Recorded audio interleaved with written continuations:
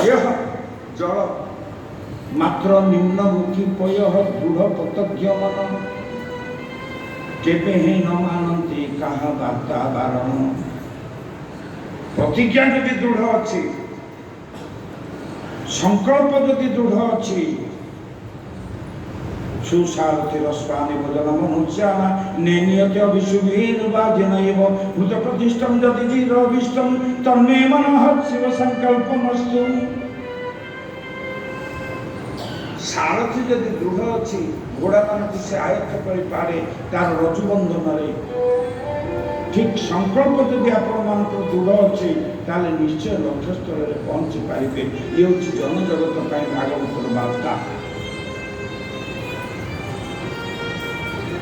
दृढ़ संकल्प कले ध्रुव माता प्रेरणा भगवान को क्रोड़ मोचन करने अग्रसर हे निस्वार्थ माँ हुए तो भाभी पिला लोक बुझे सुझे शुआई देवी आम भाग्य तो ना राति पाइले भूली जापे किंतु आश्चर्य कथा राताराति अर्धरात्रि देखुची प्रदीपर दीप शिखा जेपरी सूर्यस्तमा मनुष्य मनु पतयच्च मनु कुतेभ्य पापेभ्यं रक्षत्रं दद्राता पापमकच्चं मनसा वाचा हस्ताभ्यं पद्याम देरणचिस्ना अहस्तद बलं पदत किंचित कुंत होय सूर्य ज्योतिषे परमात्मनि जो विश्वास तेजी आभा दे आलोक देखा जाउछि प्रदीपर शिखा जळुछि आगे आगे चली ध्रुव पछे पछे चलला अतएव भागवत सिद्धांत कले आपण संकल्प यदि महत आपण को महतत्व आश्रय मिल आपण संकल्प यदि अमहत विचार यदि अमहत ताले आसुरिक आश्रय मान मिल अपशक्ति मान आश्रय देवे।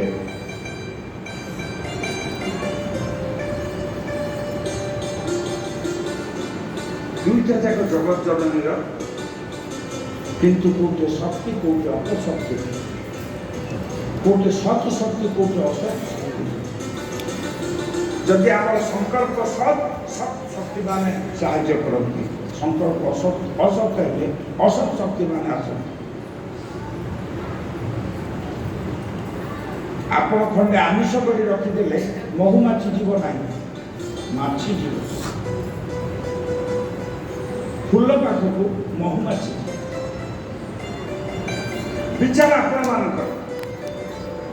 संकल्प दृढ़ थिला ध्रुवंकर आउ से जाई घन जंगल में पहुंचे बंधुरित शिला श्रेणी अतिक्रम कले कंटकित कनक पथ अतिक्रम कले राति पाई नाही उषा काल स्वर्णिमा आभा पूर्व गगन रे परिदृश्यमान हेउछंती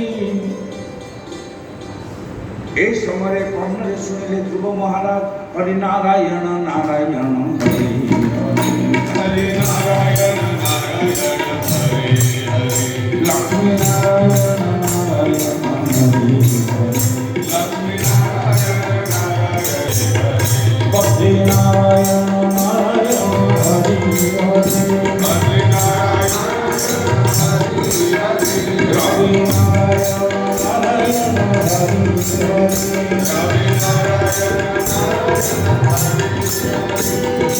नारायण नारायण हरि हरि शिव नारायण नारायण हरि हरि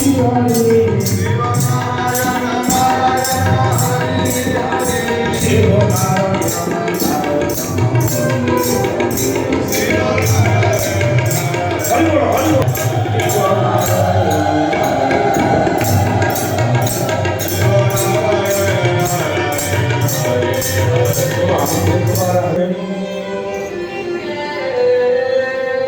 किए आसिले आपण माने बुझी पारुथिबे ये आसिले देवर्षि नारद घड़िए घड़िए राति अच्छी अंधार अच्छी राति पाई नाही गोटे छोट पिला जंगल में बुलुछि आमे हेले मते पचारा बाबुरे किए तू कुआडे आसीछु नारद पचारले कोस्तम तुमे किए तुमे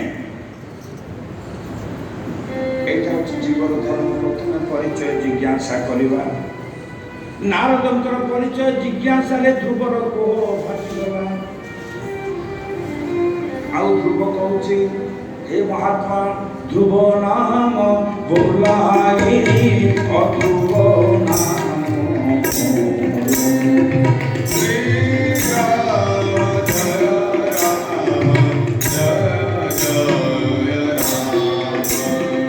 ध्रुव नाम बोलाई अध्रुव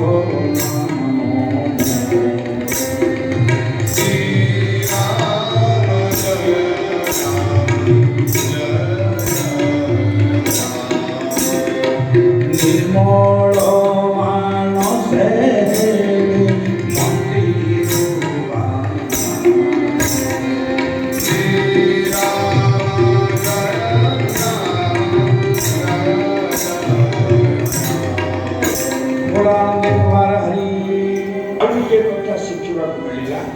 सूचय दूसरी संग्रह से पहले ध्रुव नाम बोलाय ध्रुव नाम मोर ध्रुव कहले सत्य अध्रुव कहले असत्य मो नामटा सीना ध्रुव हेले हे महात्मा मु अध्रुव बुझिगले निर्मल मानसे हेली मंदिर बाहर जड़े चाषी ता मन भल नहीं धान काटी जाए धान काटब ना आंगुठी काटब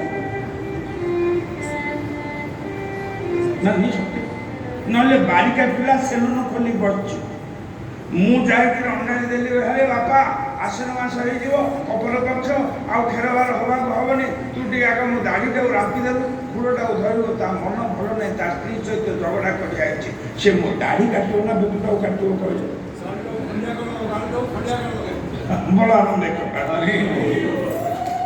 कहबार तात्पर्य भागवत कहते जो कार्य कर निर्मल मन कर ध्रुव नाम बोलाई ध्रुव नाम मोर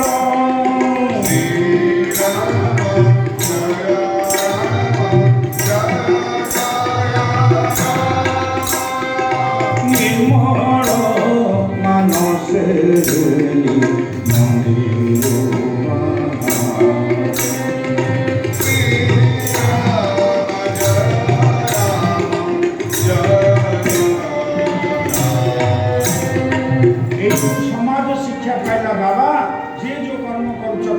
किए रिक्शा चलो किए रेलगाड़ी चलो किए एरोप्लेन चलो जे जहाँ करना कहीं निर्मल मन रे कार्य कले कार्य निर्मल हम पानी जदि शुद्ध अच्छी पानी जदि शुद्ध अच्छी पानीटा मत शुद्ध पानी जदि अशुद्ध है ता ना धरुनी पानीटा तो अशुद्ध रजार गोप को मानबनी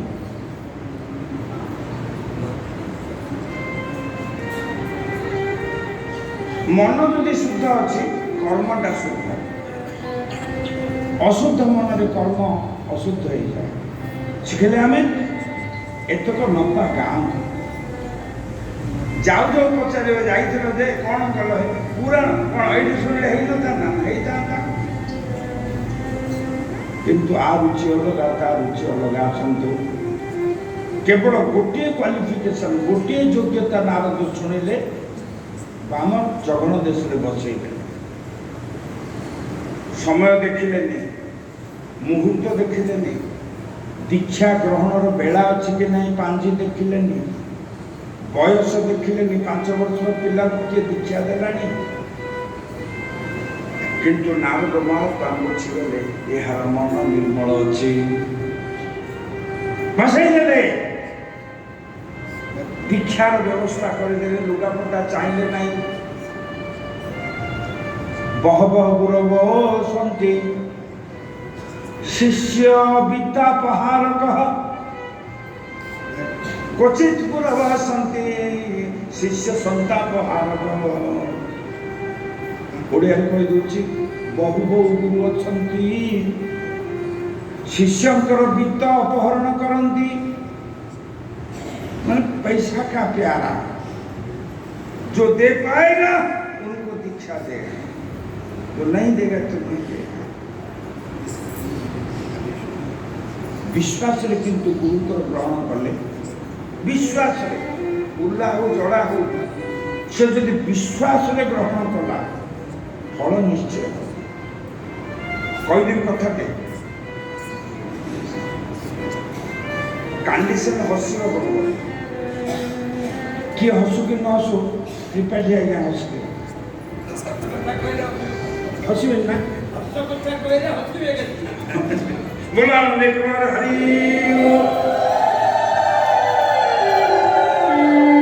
ଗୋଟେ ନିର୍ବୁଦ୍ଧିଆ ପିଲା ଏ ବଳଦ ଚଲି ଯାଉଥିଲା, ଦେଖିଲା ଗୋଟେ ମଠକୁ ସବୁ ଯାକ ଧାଡ଼ି ବାନ୍ଧିଛନ୍ତି। ଜଣକୁ ପଚାରିଲା, କହିଲେ କୁଆଡ଼େ ସବୁ ଯାଉଛନ୍ତି ଏ ଲୋକ? ସେଟା ତ ଉଲ୍ଲାଟା, କୁଆଡ଼େ ଲୋକ ସବୁ ଯାଉଛନ୍ତି? ଜଣେ କହିଲେ ଜାଣିବୁ ରେ, ଆଜି ଦୀକ୍ଷା ଗ୍ରହଣ ତିଥି, ଲୋକ ଯାଉଛନ୍ତି ବାହାଜ ପାଖରୁ ଦୀକ୍ଷା ନେବେ। ନା ମୁଁ ନେଲେ ହବ? ଲୋକ ଖାଲି ହେଲା ପରେ ଯାଇ ସାଧୁଙ୍କୁ ପଚାରିଲା, ସାଧୁ କହିଲେ ଭଣ୍ଡାରା କରିବାକୁ 1000 ଲାଗିବ। ବୋଉକୁ କହିଲା, ବୋଉଲ ମୋତେ 1000 ଟଙ୍କା ଦେବୁଟି? ନା କ'ଣ କରିବେ ପୁଅ? ନା ଦୀକ୍ଷା ନେବି। କୋଉଠୁ ବନ୍ଧା ଛନ୍ଦା କରି ଗରିବ ମାଇ ଗୋଟିଏ ବିଧବା ବୁଢ଼ୀ 1000 ଟଙ୍କା ପୁଅକୁ ଦେଲା, ପୁଅ ନେଇ ବାବାଜୀକୁ ଦେଲା। ବାବାଜୀ କହିଲେ ଏଇଟା ତ ଉଲ୍ଲାଟା, ଆଜି କହିଲେ କାଲି ମନେ ରହିବନି, এইটাକୁ କିଏ ଦୀକ୍ଷା ଦେବ? ଆଧାର ଠିକ ନାହିଁ, କିନ୍ତୁ 1000 ଟଙ୍କା ରଖିଦେଲେ। ବହ ବହ ଗୁର ବସନ୍ତି ଶିଷ୍ୟ ଗୀତା ପହାରକ, ଶିଷ୍ୟଙ୍କର ବିତ୍ତ ଅପହରଣ କରିବା ପାଇଁ ବହୁ ବହୁ ଅଛନ୍ତି। ଇଏ ମଧ୍ୟ ହେଇଥିବେ। ଦେଖୁ ଦେଖୁ ମାସ ଗଲା, 2 ମାସ ଗଲା, 3 ମାସ ଗଲା, ଗୁରୁ କାହିଁ ଦୀକ୍ଷା ଦେଲେନି? ଯାଇ ପଚାରିଲା, ଗୁରୁଦେବ ଆପଣ ଦୀକ୍ଷା ଦେବା କଥା ଦଉନାହାନ୍ତି, 1000 ଟଙ୍କା ପଦ ଗଣିଦେଲି। ନା ରେ ବାପା, ସେତେବେଳେ 1000, ଏବେ ରେଟ୍ ବଢ଼ିଗଲାଣି।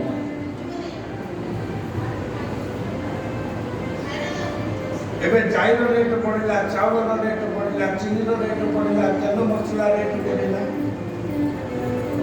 ନା କ'ଣ କରିବି? ନା ଆଉ 1000 ଆଣେ। ଉଲ୍ଲା ନେଇ ଆଉ 1000 ଦେଲା। କେତେ 1000 ଦେଲା? ଦେଖୁ ଦେଖୁ ଆଉ 3 ମାସ ଗଲା, ଗୁରୁ କାହିଁ ଦୀକ୍ଷା ଦେବା ନା ନେଲେନି। ଏ କହିଲା ନାହିଁ, ଏ ଗୁରୁକୁ ଏମିତି ହବ ନାହିଁ। ଗଡ଼ପଡ଼ ହଉଥିଲା ହିଡ଼ ତଳେ, ଗାଈ ଗୋରୁ ଚରୁଛନ୍ତି, ଦୌଡ଼ି ଦୌଡ଼ି ଗଲା, ବେକରେ ଗାମୁଛା ପକେଇଦେଲା। ଆରେ ଟଙ୍କା ବାଟେ ଟଙ୍କା ନଉଛ, ଦୀକ୍ଷା ଦଉନ, ଗୁରୁ ଦେଖିଲେ ପ୍ରାଣ ଯିବ, ଦେଲେ ଦେଇଦେବାକୁ ହବ ଏ ମୁହୂର୍ତ୍ତରେ। ତେଣୁ କହିଲେ ବନା କେବେ ଦେବ? ନା ଏବେ ଆଜ୍ଞା ଦେବେ। ମାତ୍ର କଷ୍ଟଲି ମନ୍ତ୍ର, ମନେ ରଖିବୁ, ଭୁଲିଗଲେ ଆଉ ଦେବେ ନା। ସେ କଥା ମୋର ବର୍ତ୍ତମାନ ଶ୍ରୀ କୃଷ୍ଣାୟ ଗୋପୀଦାୟ ଗୋପୀଜନ ଭଗବାୟ ସ୍ୱାହା ଦେଇଦେଲେ କୃଷ୍ଣ ମନ୍ତ୍ର। ସେ ମନ୍ତ୍ର ଥିଲା ଗୋପାଳ ମନ୍ତ୍ର। କି ମନ୍ତ୍ର ଦେଲା ଗୁରୁଦେବ? ନା ଗୋପାଳ ମନ୍ତ୍ର। ସେ ଗୋପାଳ ଗୋପାଳ ଗୋପାଳ ଗୋପାଳ ଗୋପାଳ ଗୋପାଳ ଗୋପାଳ ଗୋପାଳ ଗୋପାଳ ଗୋପାଳ ହଉଛି, ଆସୁନି ବୋଲି ଗୁରୁ ଆଉ ଦେବେ ନାହିଁ। ଦେଖୁ ଦେଖୁ ଦିନ 2ଟା ଗଲା, 3ଟା ଗଲା, ପିଲା ଆଉ ଖାଇବାକୁ ଆସିଲା ନାହିଁ। ମା ମନ ସମ୍ଭାଳିଲା ନାହିଁ, ପଖାଳ ଗଣ୍ଡେ ଶାଗ ଟିକେ ଧରି ବିଲକୁ ଗଲା। ଦେଖିଲା ହୁଲା ତଳେ ବସି ପୁଅ ଗୋପାଳ ଗୋପାଳ ଗୋପାଳ ଗୋପାଳ ହଉଛି।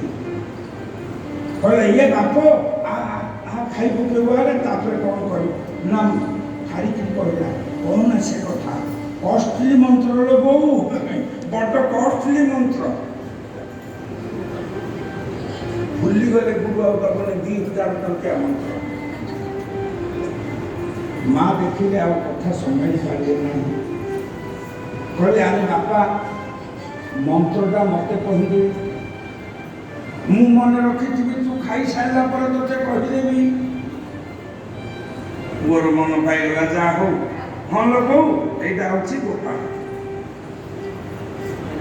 ମା ଗୋପାଳ ଗୋପାଳ ହଉଥିଲେ। ପୁଅ ଯେତେବେଳେ ଫାଲୁଆ ଗୁଣ୍ଡା ଖାଉଛି, ଦେଖୁ ଦେଖୁ ଭୁଲିଗଲେ। ହାତ ଧୋଇଲା ପରେ ପୁଅ ପଚାରିଲା ବୋଉ ମନ୍ତ୍ରଟା କ'ଣ? ନାଇଁ ମୋର ତ ମନେ ନାହିଁ। କହିଲେ ତ ରାଗିବ, ତେଣୁ ଭାବି ଭାବି କହିଲେ ଆରେ ମତେ ତ ସେମିତି ଟୋପାଳ ଟୋପାଳ ଟୋପାଳ। ବର୍ତ୍ତମାନ ପୁଅ ଗୋପାଳ ମନ୍ତ୍ର କଲା। ଏକାଗ୍ର ଚିତ୍ତରେ ଯୋଉଠି ବସିଲା ଟୋପାଳ ଟୋପାଳ ହେଲା। ଗାଁ ସ୍ତ୍ରୀ ଲୋକମାନେ ଚିଡ଼େଇଲେ, ବାହାରକୁ ଗଲା। ସେଠି ମଧ୍ୟ ବିରକ୍ତ କଲେ, ବଣକୁ ଗଲା। କାଠ କଟାଳି ମାନେ ବିରକ୍ତ କଲେ, ଆହୁରି ନିଘଞ୍ଚ ଜଙ୍ଗଲକୁ ଗଲା। ଯୋଉଠି ବ୍ୟାଘ୍ର ଭାଲୁ ସ୍ୱାପଦ ସଂକୁଳ ବନ ପ୍ରଦେଶ, ସେଇଠି ବସି ଟୋପାଳ ମନ୍ତ୍ର କଲା। ସେ ଏତେ ଦୁର୍ହାତର ସହିତ ଟୋପାଳ ମନ୍ତ୍ର କଲା, କାରଣ ସେ ବ୍ରହ୍ମ ଅନାଦି ନାଥ ନାରାୟଣ, ସେ ଯେ ଅଟଇ ସର୍ବରାମ। কীট পতঙ্গ তরুতৃণ সকল দেহে নারায়ণ, সকল দেহে নারায়ণ অনাদি পরম কারণ।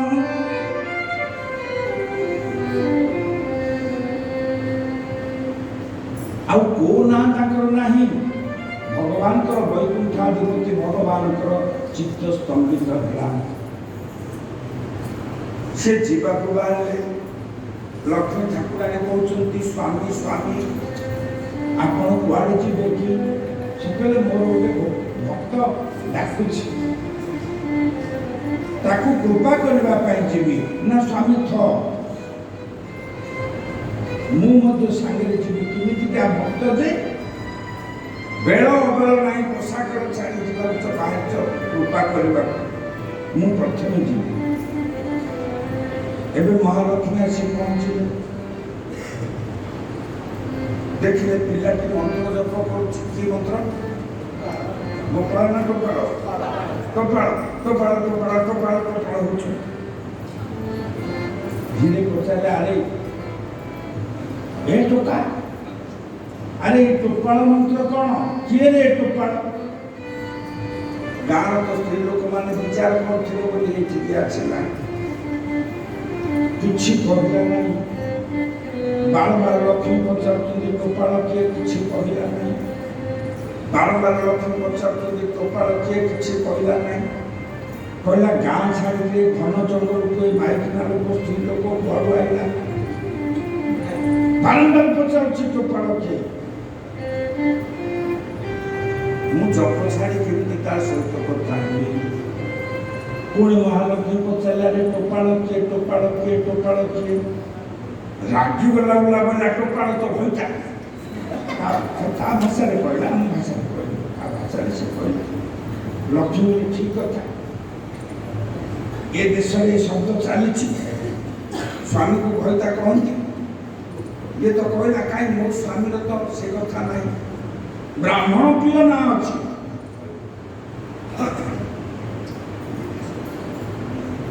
ସହସ୍ର ନାମରେ ଅନେକ ନାମ ଅଛି। ସେ ପଚାରିଲେ ଆରେ ଟୋପାଳ ବୋଲି କ'ଣ ଅଛି? ନା ଅଛି। କେମିତି ଜଣା ପଡ଼ିବ? ନା ତ ବୈଦକୁ ପଚାରେ। ସେ ରାଗିକିରି କହୁଛି। ଲକ୍ଷ୍ମୀ ଗଲେ ଭଗବାନଙ୍କୁ ପଚାରିଲେ ପ୍ରଭୁ ତମର କ'ଣ ଟୋପାଳ ବୋଲି ନାଁ ଅଛି? ସେ କହିଲେ ଯେ ଯଥାମାଂ ପ୍ରପଦ୍ୟନ୍ତେ तां तथैव भजाम्यहं मम वर्तमानुवर्तन्ते मनुष्याः पार्थ सर्वशः। गोविन्द जय जय गोपाल, गोविन्द जय जय गोपाल, राधा रमण हरे गोविन्द जय हरि बोल। ये गुरु को तरह चार चाहिए। कारण भागवतर निष्पत्ति होती सबु भक्तों पिठी जोड़िए जोड़िए गोत्र वंश। मु जानी आम भितर समस्त कि वंश अच्छी जे पितृपिता परंपरा रही से होती बिंदु वंश।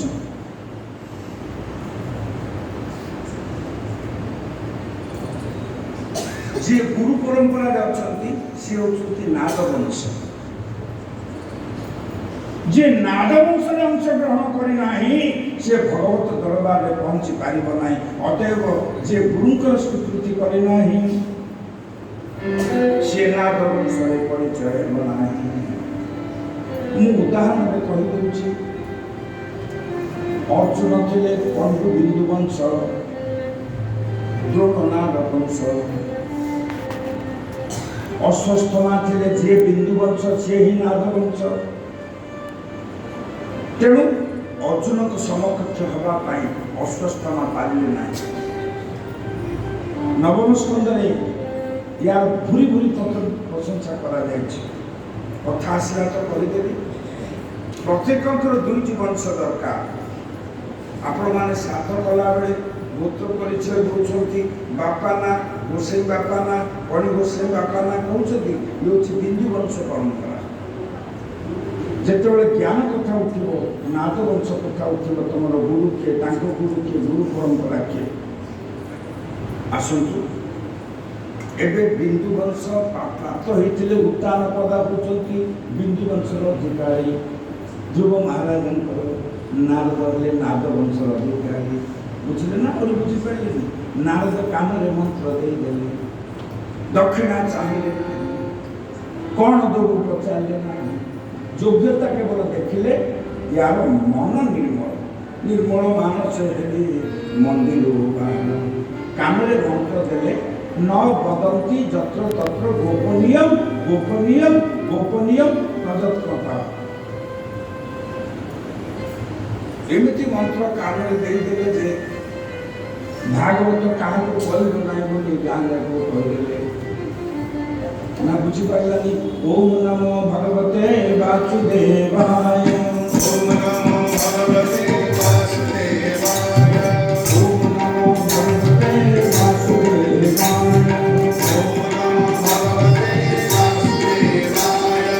ओम नमो भगवते वासुदेवाय,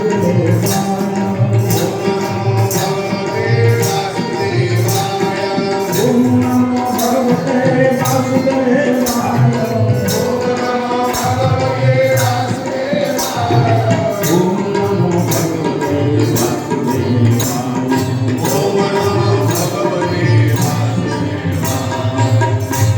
मधुबन अटे बहु दूर धीर पद पातरे बाबू चढ़ू सत्तर गुरु प्रदत्त मंत्र को उच्चारण करी आनंद मनरे ध्रुव चढ़ू। साधन पथरे बहु कंटक आसव ए कंटक को तुम्बे भूक्षेपन कर धीर पद पाते बंधुर शिला भेदी कंटकित वन पथ अतिक्रम सरी चढ़ी जाओ मधुपुर मधुबन एठू बहुदीन एकाग्र चित्त करू सत्वर एवं निरुद्ध चित्त करी मंत्र को जपिबु निश्चय भगवत कृपा अवश्य रहिबु बोल आनंदित।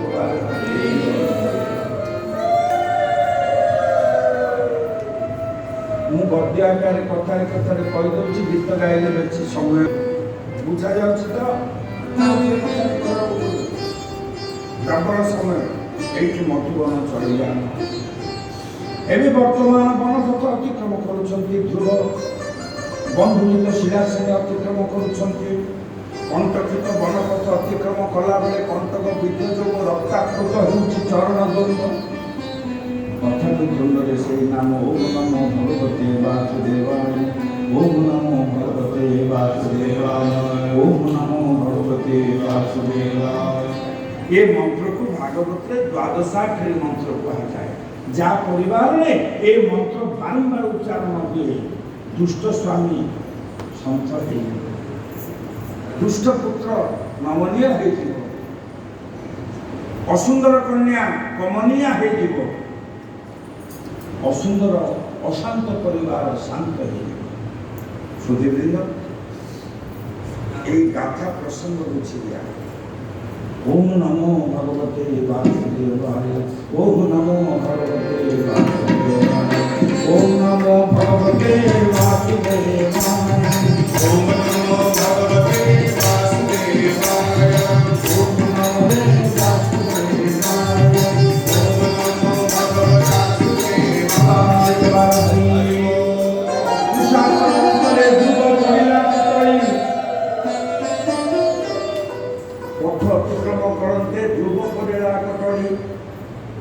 পুষ্পকণ্ঠ তুষারে পড়িছে ঝাউরে পথ মধ্যରୁ উচ্চ উঠিলা তৎক্ষণ ধ্রুব মুখরে পড়ি কলা তুষা নিবাରଣ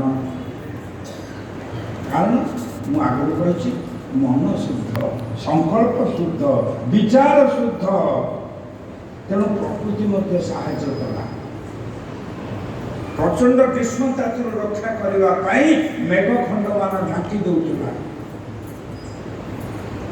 ଧ୍ରୁବ ଯାଉଛନ୍ତି 7 ଜଣ ଋଷି ତାଙ୍କୁ ଆଗୁଆ ଦେଲେ ଏ 7 ଜଣ ଋଷି କିଏ କିଏ ନା ଗଲା କାଲି ଆଲୋଚନା କଲାବେଳେ 7 ଜଣ 9 ଜଣଙ୍କର ଜ୍ୱାଇଁ ଭିତରେ 7 ଜଣ ଥିଲେ କ୍ରତୁପୁଲହ ପୌଲସ୍ତ୍ୟ ଅତି ଅଙ୍ଗିରା ବଶିଷ୍ଠ ମରିଚି 18 ଜଣ ଭୃଗୁ ନାହାନ୍ତି ଏଇ 7 ଜଣ ସପ୍ତର୍ଷି କରିଥିଲେ ଯାହା ପରବର୍ତ୍ତୀ କାଳରେ ସପ୍ତର୍ଷି କରାଗଲା ଧ୍ରୁବକୁ ଆଗରୁ ଦେଲେ କହିଲେ କିଏ ତୋର ଗୁରୁ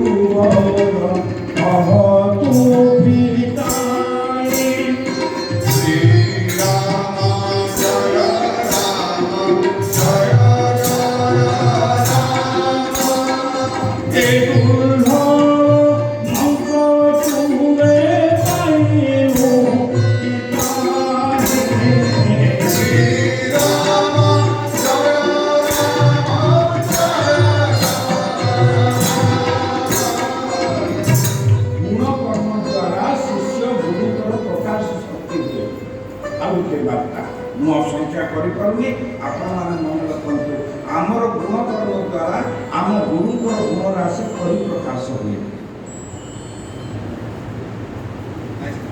ଯିଏ ବି ପଚାରିଲେ ତମର ଗୁରୁ କିଏ ନା ମୋର ଗୁରୁ ଅମକ ସେତେବେଳେ ଗୁରୁଙ୍କର ଖ୍ୟାତି ଆସିବ ଏଇ ଦୁର୍ଲଭ ମନ୍ତ୍ର ତୋତେ କିଏ ଦେଲା ରେ ବାପ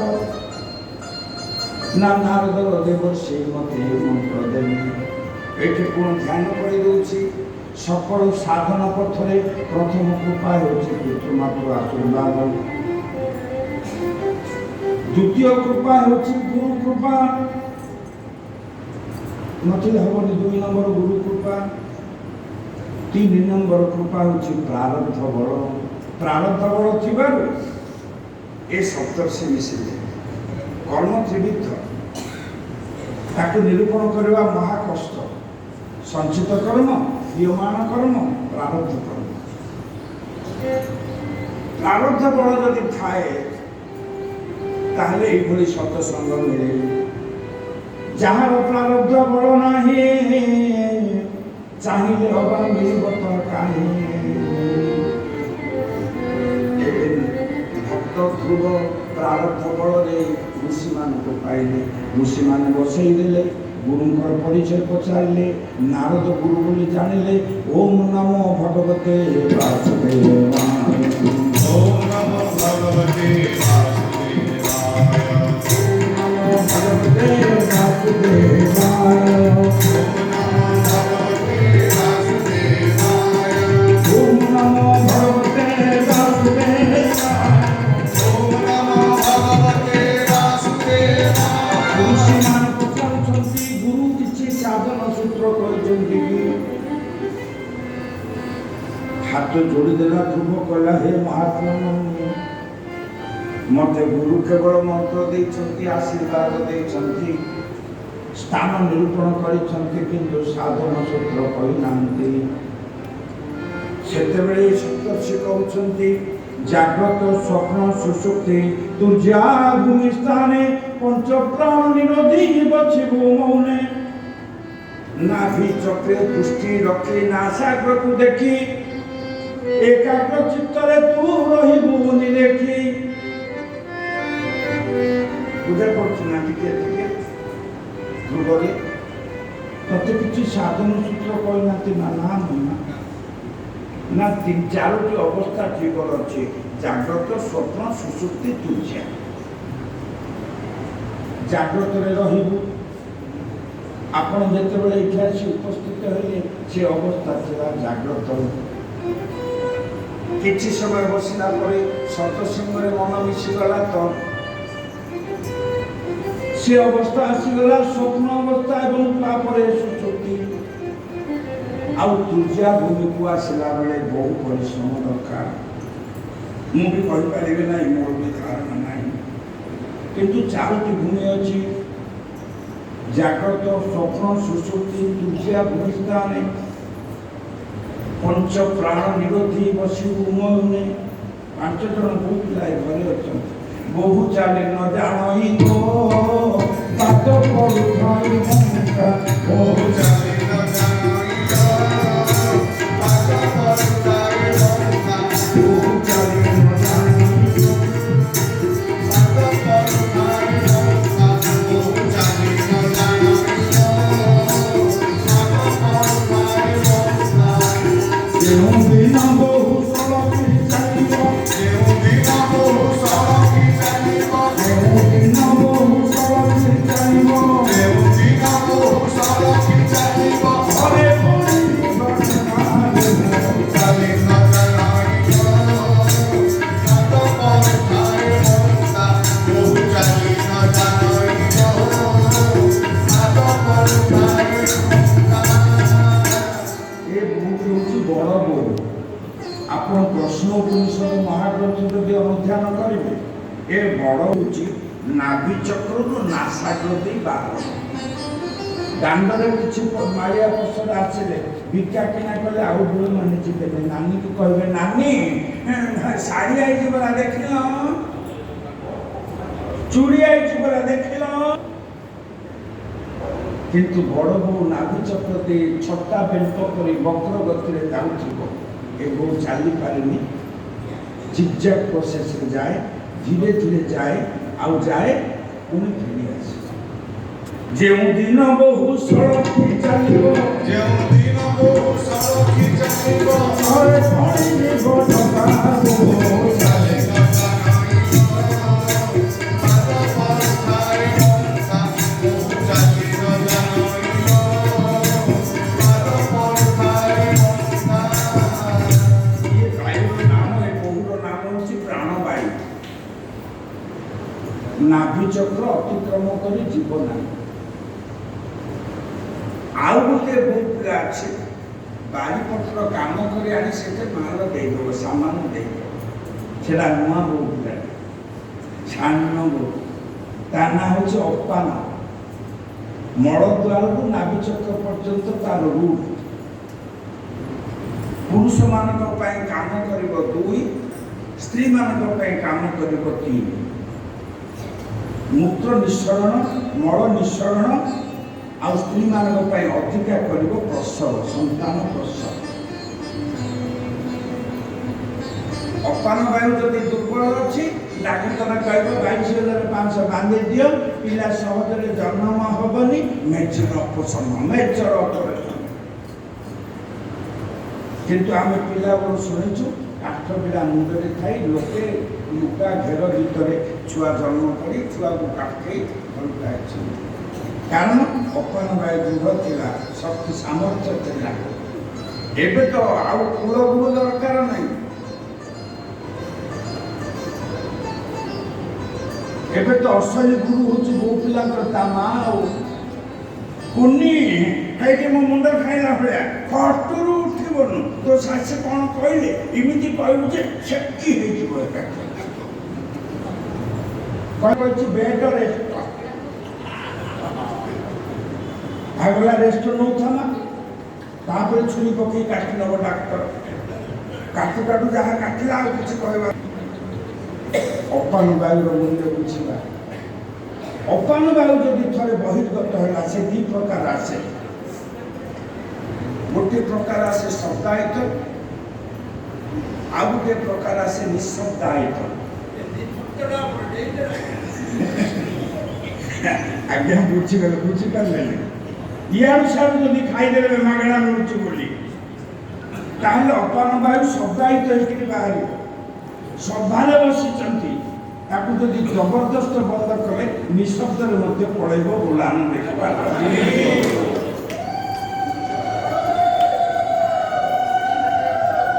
ଅପାନ ଆସିବ ନାଭି ଚକ୍ରକୁ, ପ୍ରାଣ ଯିବ ବାହାରକୁ। ପ୍ରାଣ ଆସି ପହଞ୍ଚିଲେ ଅପାନ ଯିବ ମଳଦ୍ୱାରକୁ। এইଭଳି ତାଙ୍କର ରୁଟ୍ ଚାଲିଥିବ। ଏଗୁଡ଼ାକ ଯୋଗ କ୍ରିୟାରେ ଆପଣମାନେ ଜାଣିବେ, କଥାରେ କହିଲେ କିଛି କିଛି ବୁଝିବ।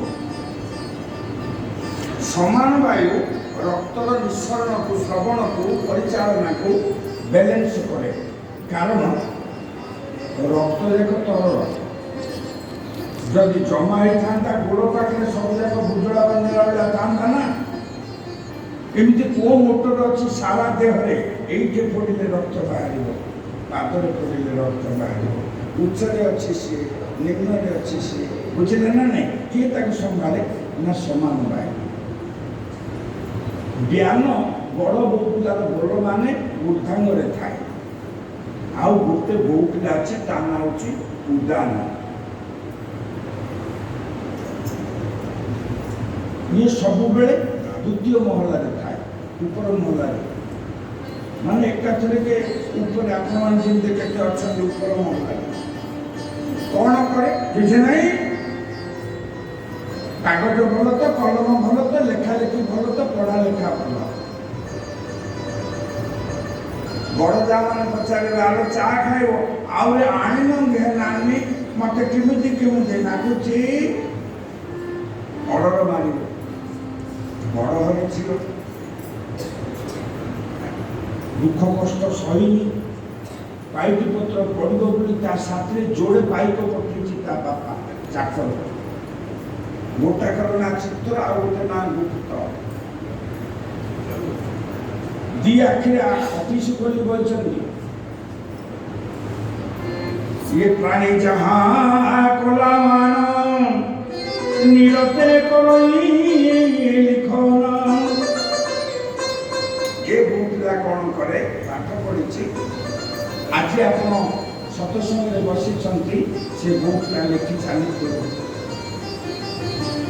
मु मन गड़ा कथा कहूनी आज्ञा। शास्त्र ना कौन प्रश्नोपनिषद षट प्रश्न निबद्ध। ये प्रश्नोपनिषद उदान वायु पराकाष्ठा वर्णना करा कथा अंत लोके जानते कहले अरे बाबा किए देखु कि न देखु मु पाप करी ना, कारण मो भीतर गोटे लेखाई अच्छी। से चित्रगुप्त दुईटा पांजिकार रखी आखि, मो आखि मत साक्षी ना। से बो को खबर देवे एत समय सत्संग बचेला, एत समय घुड़ेला, एत समय इत्यादि इत्यादि कला अमनोयोग है मनोयोग है सत्संग सत वार्ता ग्रहण कला। ये सब रेकर्ड पड़े जस्मिन् प्राण प्राण पराय काले क्षणं समावेश मनो विशुद्धं निर्यत्य परमाश्रयमाचुजाते परांगति ब्रह्ममय वर्णन जंगल बापु स्वरेण भाव तद्वते करे वरम अंतमे वैति कौंतेय सदा तद्भावे भावित। जेतेबेले प्राण जीव ये तार खाता पत्र सब गोटे गंठी पकेइब, से तो रहस्य बड़ दुर्लभ रहस्य।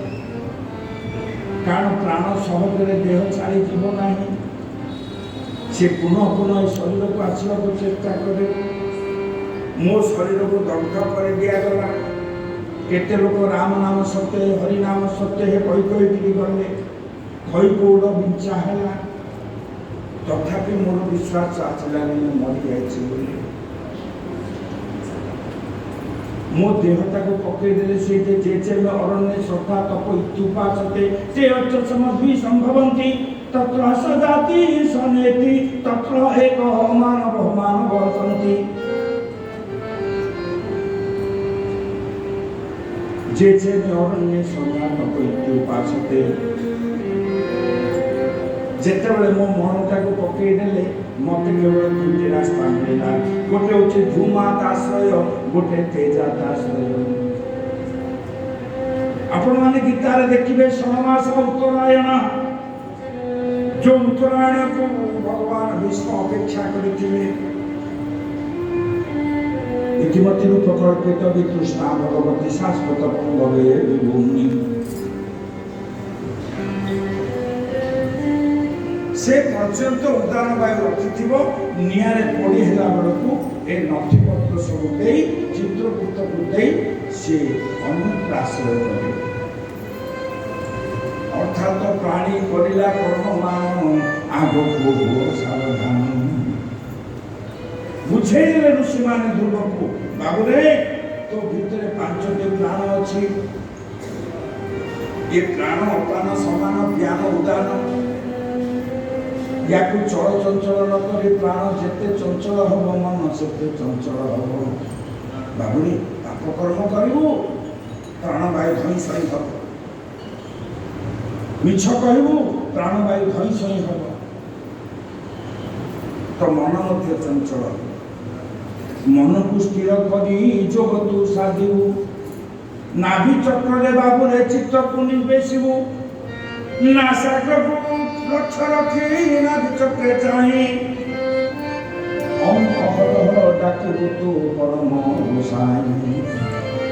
गुरु प्रदत्त मंत्र को जप करुथिबू। श्री गुरु चरण रे सदा चित्त देबू। गुरु शक्ति भिन्न अन्य गति नाही। साधन करू भाई बाबू जाई तुई भाई। ये नाम होची गुरुवाद। मुझे बाद कहबार बाकी थिला ना किसी तो मन रखिले। तीनटा कहदेली आ गोटे बाद न कही ठकिदेली बाटरे मिलियो बोली। एते बाटरे मिलेला से बादर नाम होची गुरुवाद। गुरुवाद शास्त्रवाद एकेश्वरवाद जन्मांतरवाद। ଏବେ ଚାରିଟା ଯାକ ବାଦ ଉପରେ ଆମ ଭାଗବତ ଚକା ପକେଇ ବସିଛି। ଏଠି ଧ୍ରୁବ ଚରିତ୍ରରେ ଗୁରୁବାଦକୁ ସ୍ୱୀକାର କରାଗଲା। ସେଠି ଉପଦେଶ ଧ୍ରୁବ ପାଇ ସାଧନ କର୍ତ୍ତବ୍ୟ କଲେ। ଦୁଇଟି ତିନୋଟି କୃପା ତାଙ୍କର ହସ୍ତଗତ ହୋଇଛି। ତିନୋଟି କୃପା କ'ଣ ନା ଗୋଟିଏ ପିତୃମାତୃ ଆଶୀର୍ବାଦ, ଆଉ ଗୋଟିଏ ଗୁରୁ କୃପା, ତୃତୀୟ ହେଉଛି ପ୍ରାରବ୍ଧ ବଳ ଭାଗ୍ୟରେ ଥିଲେ। ଏବେ ଚତୁର୍ଥ କୃପା ହେଉଛି ସ୍ୱକୀୟ ସାଧନ ବଳ। ନିଜେ କିଛି କରିବାକୁ ନାହିଁ। ପଞ୍ଚମ କୃପା ହେଉଛି ନିଜକୁ ନିଜେ କୃପା କର ହେ ଭକ୍ତ ସମାଜ। ଭଗବାନ କୃପା ପଛେ କରିବେ, ଆଗ ନିଜକୁ ନିଜେ କୃପା କର, ନିଜକୁ ନିଜେ ଦୟା କର। ये हूँ स्वकीय साधन बल। मधुबन ध्रुव पहुँची गले। प्रथम मास जेबे प्रवेश होइगला। आधार संयम साधन ध्रुव कला।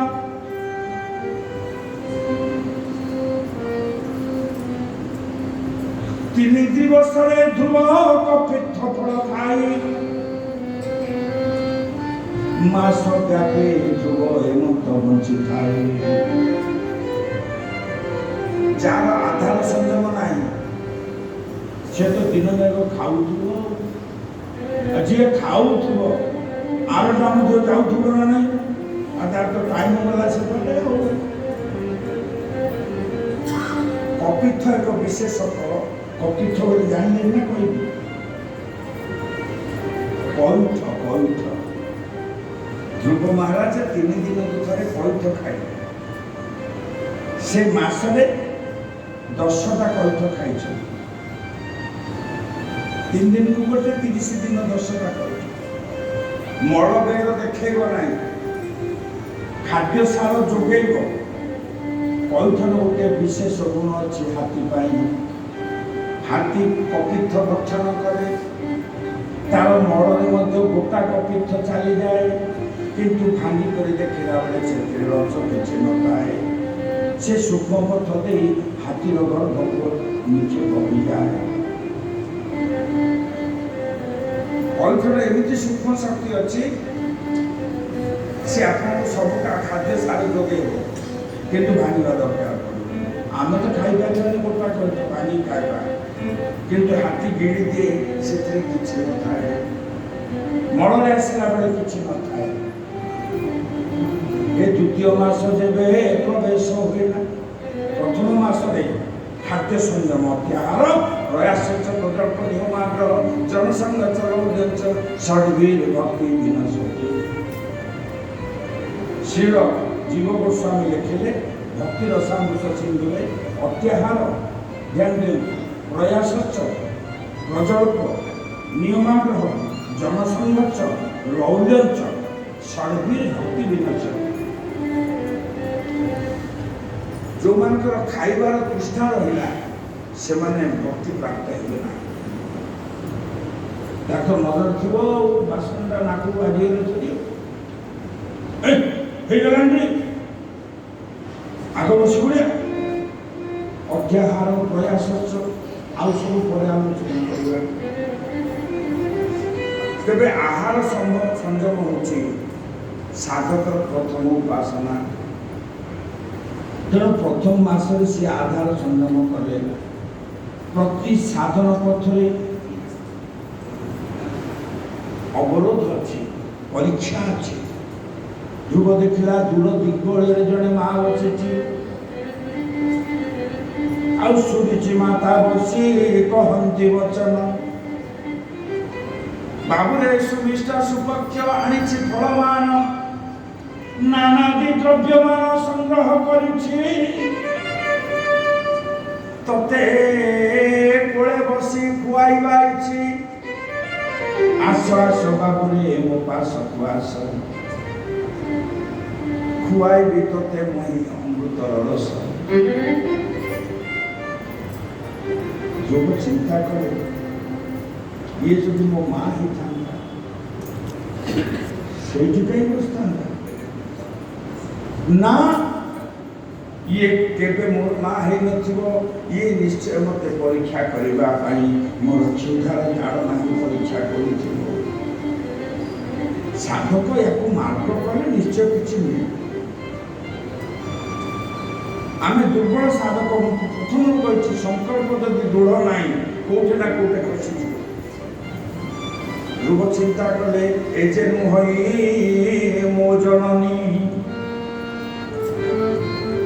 कृतघ्न एबे रूप घेनी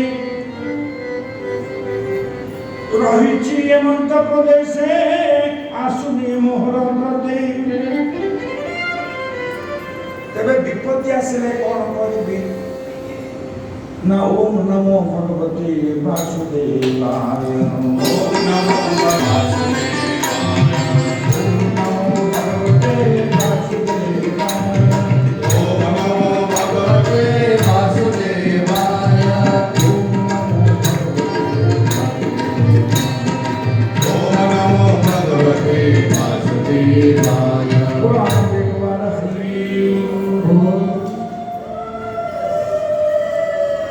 साधक देखे किसी प्रतिबंधक आसुची सेतेबेले विकल प्राण मंत्र जप करे एबे विकल प्राण ध्रुव जप कले उभय गला से दृश्य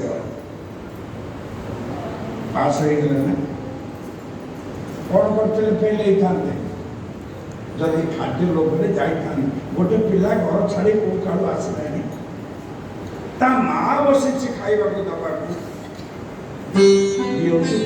संकल्प द्वितीय मास जेबे प्रवेश होइना षड़ दिवसरे ध्रुव तृणकू भक्षिला 6 दिन केराए घास ये भी खाद्य संगम आहुर उत्कट खाद्य संगम से मासरे 5 थर केरे केरे घास चोबई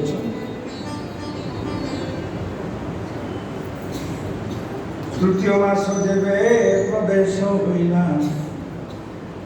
9 दिवस ध्रुव जलपान कला बोलान देखबार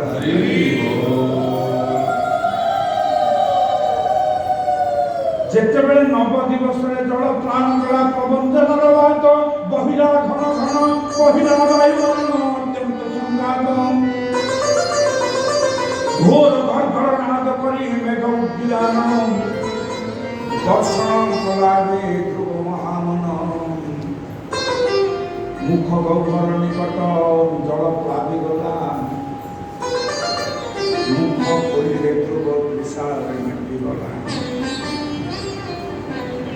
केते संयम 9 दिन थे पानी पीबे यार प्रबल झड़ बतास आरंभ हो गला जल तरंगायित जल मुख गौर स्पर्श करुचे आंकले पानी बसब किंतु ध्रुव एथर अंतर्गत हो गले आउ पाटी फिटे मंत्र जप कले ना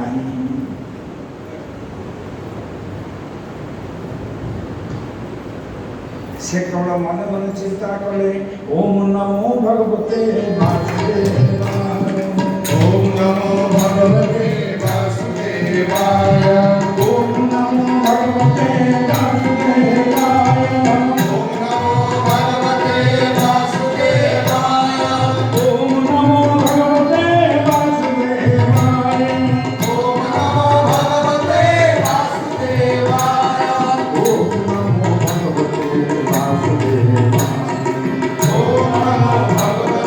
वासुदेवाय सच्चिदानंद भगवान की जय। कुआड़े से बात्या जल गला कठोर तपस्या एबे चतुर्थ मास जेबे प्रवेश होइला 100 दिवस ध्रुव श्वास ग्रास कला अपर 16 दिवस प्रश्वास त्याग करी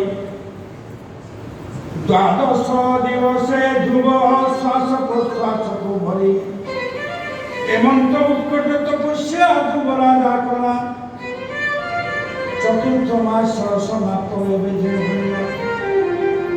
जो समय श्वास को संकीर्त करुले प्रबंधन वाद्य बाहर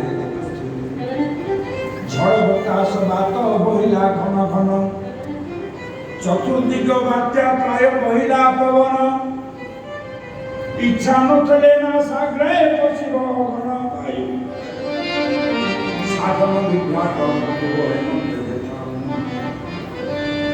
चतुर्थ मास ध्रुव आपण कले ना मु कली ना भगवान आसी कले ये हूँ स्वकीय साधन बड़ निजे करवा आ जड़े कि पूरा बांधिक आनी साधन प्रक्रिया लक्ष्य धन देदेव इसको मान्य कथा ना आपण मात्र सेवा करने मत कर मूल्य लगे आपण मात्र कहानी सेवा ना निजे कर निश्वास नपाक लगे 6 दिन छाड़ा लगे 6 दिन केते दिन निश्वास है आपण माने जो बसी केते लोग बजार में बुलूं स्वाभाविक निश्वास संख्या है 21,600 दिन जो मानकर 21,600 से माने केते कोटी निश्वास मारिबा पे जगत को आछिचंती कारण आयु काल आमर दिन वर्ष मान दंड रे निबद्ध नुहे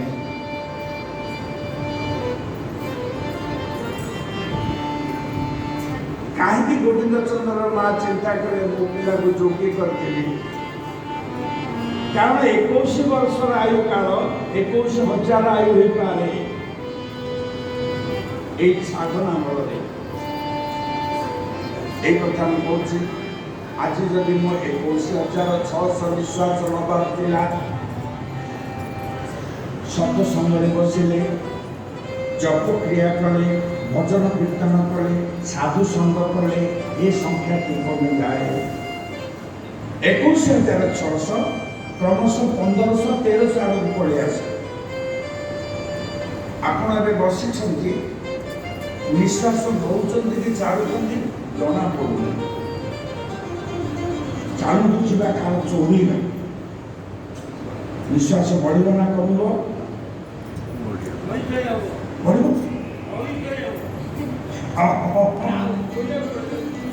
चोरी कले काम प्रवृत्ति कले परद्रव्य अपहरण कले पर निंदा कले पर चर्चा कले ताप प्रवृत्ति निमज्जित हेले निश्वास परिमाण बढ़े तेणुक माँ मैंने रागे कहते अल्पेश युगे अमृत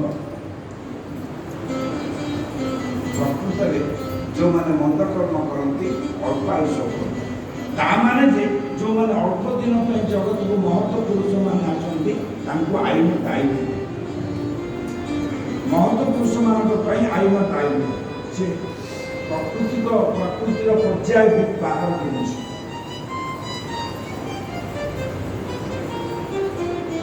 परीक्षित महाराज पचारे जाम मुखती फसरा ସେ କିମ୍ପା ହରେ ପରଦାନ। ये दशम स्कंदर जटिल प्रश्न से तक आसो महत्व मान पाखे साधारण नियम लागू नुहे।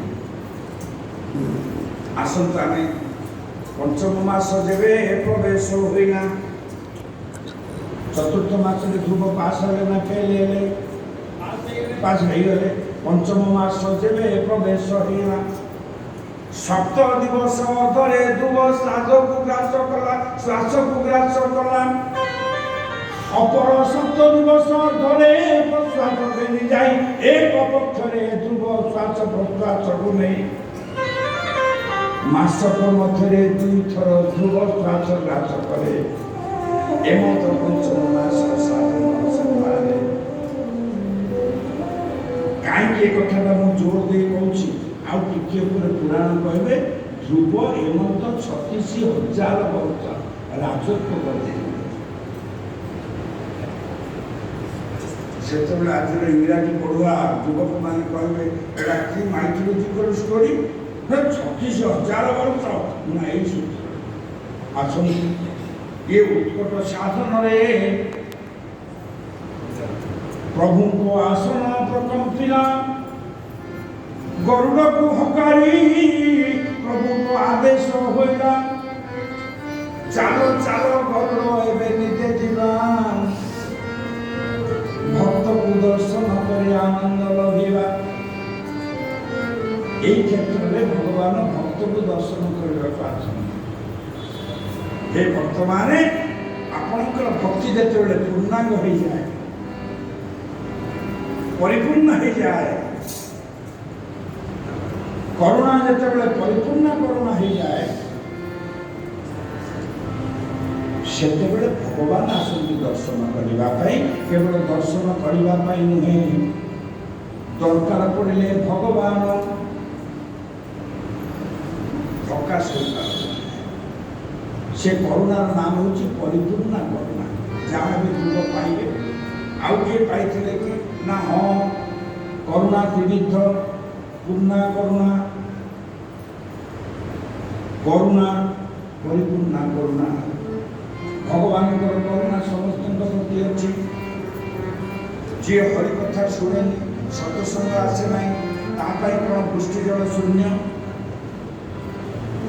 शीत दिन में शैत्यता शून्य ग्रीष्म काल में ग्रीष्मताप शून्य ना से भगवान को डाकू कि न डाकू भगवान करुणामय भगवान से करुणा साधारण जो मैंने टी आग को गले ताको भगवान आउ टी अधिक करुणा करते से पूर्णा करुणा गजराज चिंता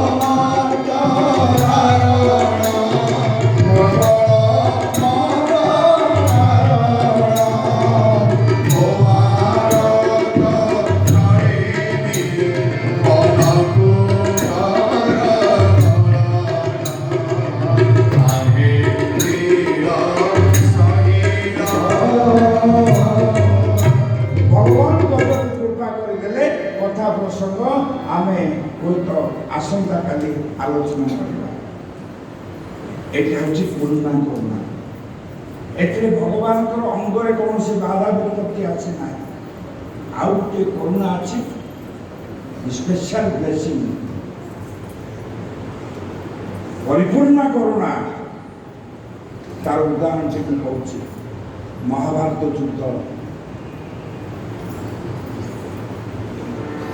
युद्ध दुर्योधन भावी युद्ध डिक्लेयर है मात्र पांडव मैंने हाथ टेकिले दुर्योधन कहूँ मामाश्री मामाश्री 2 दिन युद्ध बीत गए हैं, लेकिन परिणति युद्ध का हालत मुझे पता नहीं है, क्या होगा क्या नहीं।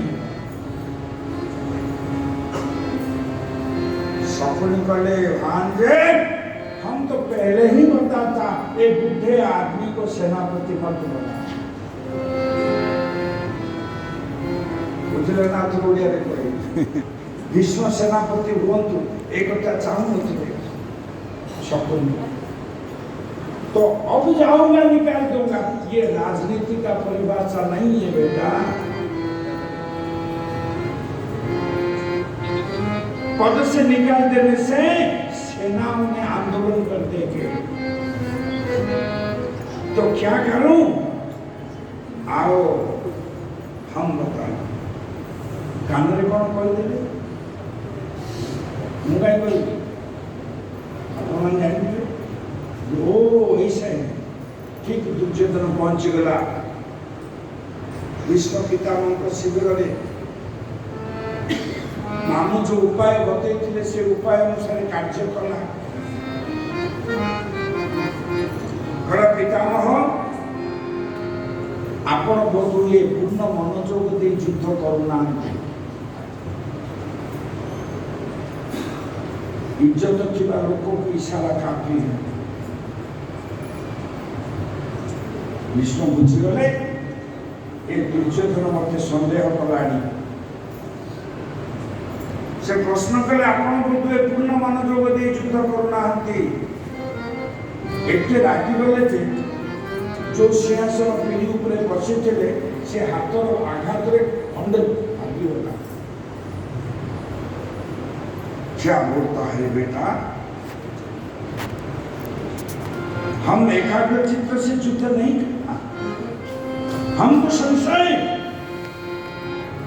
बार बार त्रिबार शपथ करी कहूँ मुई रखिए पंचबाण आसंता काल तपन हेब अंतिम तपन पांडव मान पाई। ये मोर त्रिबार सत्य।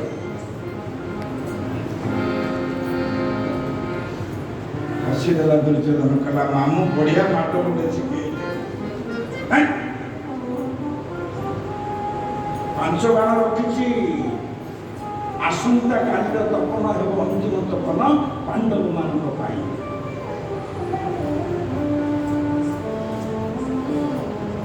नमस्कार कर दुर्योधन पड़ेगा।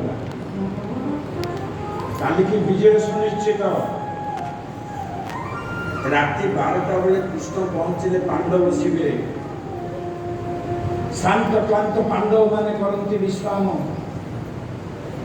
कबाट में कराघात कले। कबाट देश कबाट उन्मुक्त कले द्रौपदी। बसीदेले कृष्ण कले पांचाली द्रुपद नंदिनी द्रौपदी शुणिलणी विधाता तुम पाई एक सुंदर उपहार आनी। आसंता काली देव तुमको वैधव्य उपहार। बुझे ना कही तो उत्तर भाषा ये भाषा या ना तार सुरुचि ना। आसंता काली तुमको वैधव्य उपहार दिया तमें आसंता काली विधवा हो। श्रीकृष्ण कहला बेले हसुले हसी से कहले विधाता आसंता काली तुमको देव वैधव्य उपहार। जाके से हसे भगवान पचारे कि विरल रमणी वैधव्यर शब्द शुणिक स्तवित रमणी आज मुखे उठी अच्छी स्मित हास्य। बड़ विचित्र स्त्री लोक तुम्हें काली की विधवा आज हसुच यहाँ तार अर्थ। हाथ जोड़ी द्रौपदी कहे भगवान आपणकर हस पाई बहिचु जीवन। आपणक हस पाई करूछु लीलार कीर्तन। आपणक हस पाई करूछु भोजन शयन व्यसन। मोर वैधव्य यदि आप हसी पार्टी मु कहीं कांदी प्रभु। तर्कटा मन पाइला ना। भगवान ଆଉ ଲାଇଟ୍ ମାଧ୍ୟମରେ ହୃଦୟରେ କହିଲେ ଠିକ୍ ଏଇ ଭକ୍ତ ମୋର ପରିପୂର୍ଣ୍ଣ କରୁଣାର ଅଧିକାରୀ, ଯେ ମୋ ପାଇଁ ବୋଲି ସବୁ ସହିଯାଇପାରେ। କହିଲେ ଦ୍ରୌପଦୀ ଭାବିବାର ବେଳ ନାହିଁ, ଆସ ମୋର ପଛେ ପଛେ। କୃଷ୍ଣ ଲତା ଆଡ଼କୁ ଗଲେ ଯାଇ ଗୋଟିଏ ଗୋପାଳର ବେଶ ନେଲେ, ଜଷ୍ଟିଟିଏ ହାତରେ ଧରିଲେ, ଠେକୁଣିଟିଏ ପ୍ରଜ୍ୱଳିତ ଲଣ୍ଠନଟିଏ ଧରିଲେ, ଆଗରେ ଆଗରେ ଚାଲୁଛନ୍ତି କୃଷ୍ଣ,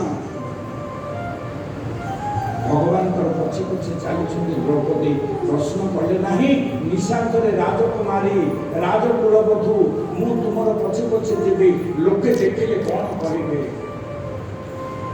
ନା, ଭଗବାନ ଡାକୁଛନ୍ତି ସର୍ବଧର୍ମାନ ପରିତ୍ୟଜ୍ୟ ମାମେକଂ ଶରଣଂ ବ୍ରଜ ଅହଂ ତ୍ୱାଂ ସର୍ବ ପାପେଭ୍ୟୋ ମୋକ୍ଷୟିଷାମି ମା ଶୁଚ। ଯିଏ ବି ଦେଖିଲେ କହିବ ଗୌଡ଼ ଯାଉଛି ଆଗରେ, ଗୌଡ଼ ଯାଉଛି ପଛେ ପଛେ। ସବସ୍ୟ ଶୟନ ଏଇଠି ହିଁ ଶ୍ମଶାନ, ଯୋଉଠି ଶବମାନେ ଶୁଅନ୍ତି, ଶବ ଅତିକ୍ରମ କରି ଯିବାର ନାହିଁ। ଆଡ଼େଇ ଦେଲେ ମହାପ୍ରଭୁ। এই ଛଳରେ କେତେ ସବୁ ମୁକ୍ତି ହେଇଗଲେ।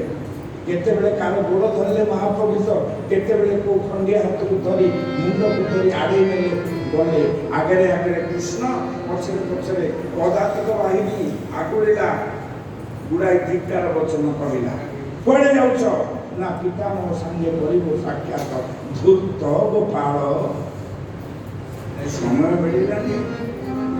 କୃଷ୍ଣ କହିଲେ ବନ୍ଧୁ ଗୋପାଳନେ ଦିବସ ମୋ ଯାଏ ନାହିଁ ମୋର ଅବସର, ରାତ୍ରି କାଳେ ଏକମାତ୍ର ଅବସର ନେଇ ଆସିଅଛି ପିତାମହ ସଙ୍ଗେ କରିବି ସାକ୍ଷାତ।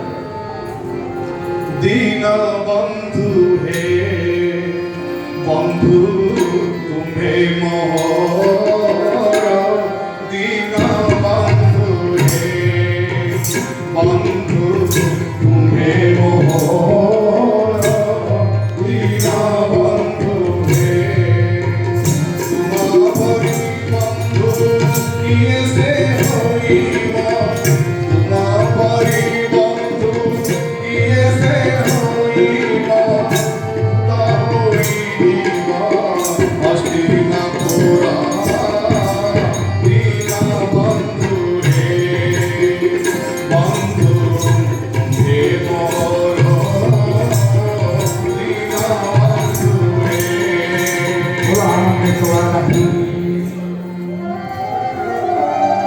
ବହୁତ ଅପବାଦ, ବହୁତ ଶ୍ରୀକୃଷ୍ଣ ମିଛ କହନ୍ତି ନାହିଁ। ଗୋ ପାଳନ ଦିନ ମୋର ଯାଏ, ଗୋ କହିଲେ ବିଶ୍ୱ, ବିଶ୍ୱର ପାଳନ ପାଇଁ ମୋର ଦିନ ଯାଏ, ଗୋ କହିଲେ ଗାଈ, ଗାଈ ଚଳି ଚଳି ମୋର ଦିନ ଯାଏ। ସିଏ ବୁଝିଲା ଅର୍ଥ ଭିନ୍ନ, ଆମେ ବୁଝିଲେ ଅର୍ଥ ଭିନ୍ନ। ଏଇଭଳି ଯାଇ ଶିବିର ଦ୍ୱାରରେ ପହଞ୍ଚିଲେ। ଶିବିର ଦ୍ୱାର ସୀମା ସୁରକ୍ଷା ବାହିନୀ ଧିକ୍କାର କଲା, କହିଲେ ନା ଏ ଶିବିର ଭିତରେ ନିଶାନ୍ତରେ କେହି ବି କରନ୍ତିନି ପ୍ରବେଶ, ମାତ୍ର 2 ଜଣ କରିବେ ପ୍ରବେଶ। କୃଷ୍ଣ ହସି ହସି କହିଲେ କିଏ ସେ ବନ୍ଧୁ? ନା ହୋଇଥିବ ବା ନିରଗ୍ନି ତପସ୍ୱୀ, ଅବା ମାତୃ ଜାତି କେହି, ସ୍ତ୍ରୀ ଜାତି କିଏ ହେଇଥିବ, ନହେଲେ ନିରଗ୍ନି ତପସ୍ୱୀ ମାନେ ହେଇଥିବେ। ଆପଣ ତ ତାହା ନୁହନ୍ତି। ଛାଡ଼ିଦେଲେ ଆଖିରେ, କହିଲେ ଦ୍ରୌପଦୀ ଯା। ଏଥର ବୁଝିଲା କେତେ ଦୀର୍ଘ ସୂତ୍ରୀ କୃଷ୍ଣ, କାହିଁକି ଦ୍ରୌପଦୀକୁ ଆଣିଥିଲେ, ଏଇଥିପାଇଁ ସେ ଭଲ ଜାଣନ୍ତି।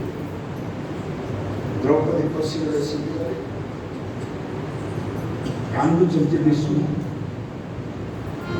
যে বন বৃক্ষ রাগে রোপণ করেছিলেন সে সমস্ত আগে হস্তে উড়াই দেবেন। বাপা মরিগলা বলি পাড়ি বসি এই জঙ্গলে ঝাড়া করে পরিষ্কার করে ମୁଁ ତାକୁ ଆଶ୍ୱାସନା ଦେଇଥିଲି।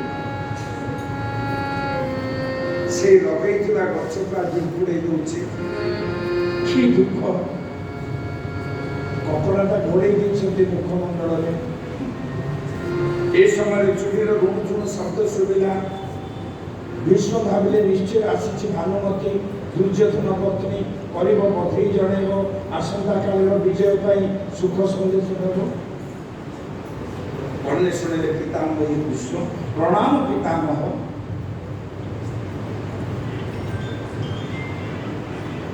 किए जने कहूँ प्रणाम पितामह।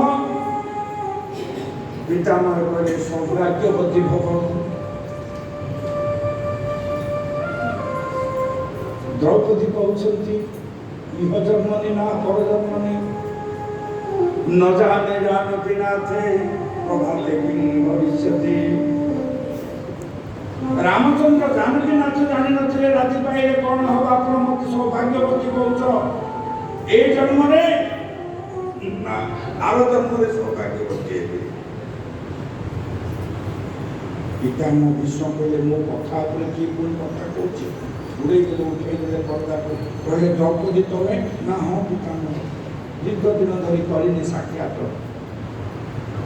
इच्छा मोर बढ़ी गला उत्कंठित है प्राण मोर कांदिला आपण को करी साक्षात आसबे निशाधरे हाँ पितामह निश्चय तुम संगे कही अच्छा जे से महापुरुष तांको आम्हे करिबो दर्शन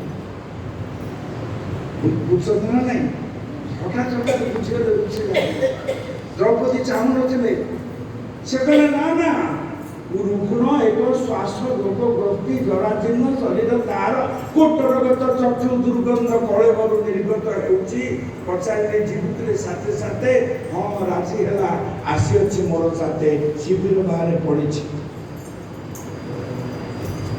द्रौपदी चाहूले कृष्ण मते जानतु नहीं आगो से कहले ना तथापि आम करू दर्शन किए से महात्मा राजकुल बधु को निशास धरे धरी आसी अच्छे रणप्रांगण को आगे जाए आगु द्रौपदी ठेली देले पितामह कहले आम्हे करू साक्षात। बाहर को जाए देखिले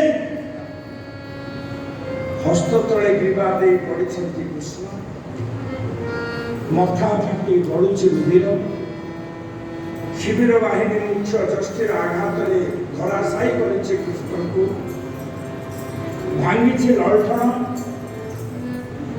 तथापि मूर्ति हस फुटुची बदन चारि चक्षु बोइला मिलन भीष्म हृदय कहले प्रभु भक्त तुमर किए अवस्था दिनहीन अवस्था आखि देखले जहाँ कथा है सब कहानी बदली गला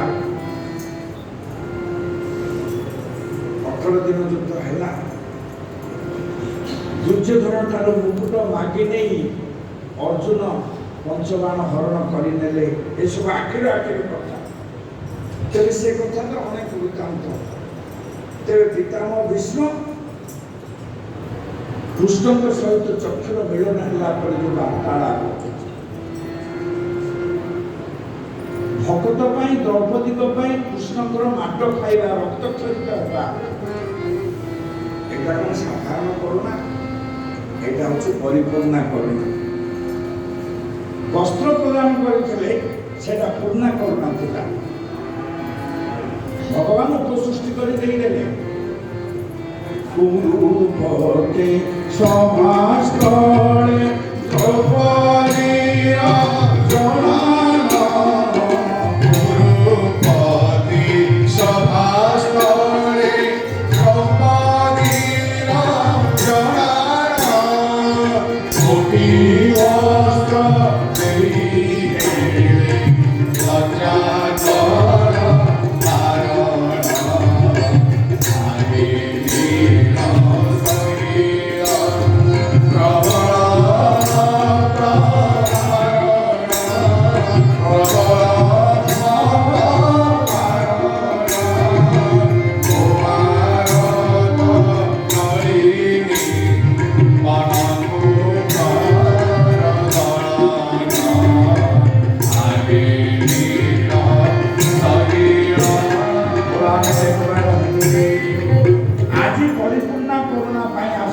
भगवान करुणार स्तर बुझापे एत समय आम गले करुणा पूर्णा करुणा परिपूर्णा करुणा भगवान वैकुंठ थे गरुड़ पृष्ठे विजय करी हरि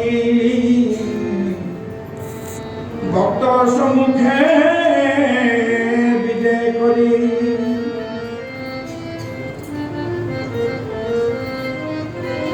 भक्त को डाकुचंती ध्रुव ए ध्रुव हे ध्रुव ध्रुव किंतु आखि बुझी तपस्या करुछि ओम नमो भगवते वासुदेवाय ओम नमो भगवते वासुदेवाय ओम नमो भगवते वासुदेवाय नमो भगवते वासुदेवाय ओम नमो भगवते वासुदेवाय ओम नमो भगवते वासुदेवाय ओम नमो भगवते वासुदेवाय ओम नमो भगवते वासुदेवाय बारंबार ध्रुव शुणुଛନ୍ତି ଗମ୍ଭୀର କଣ୍ଠରେ ଡାକୁଛନ୍ତି ଧ୍ରୁବ हे ध्रुव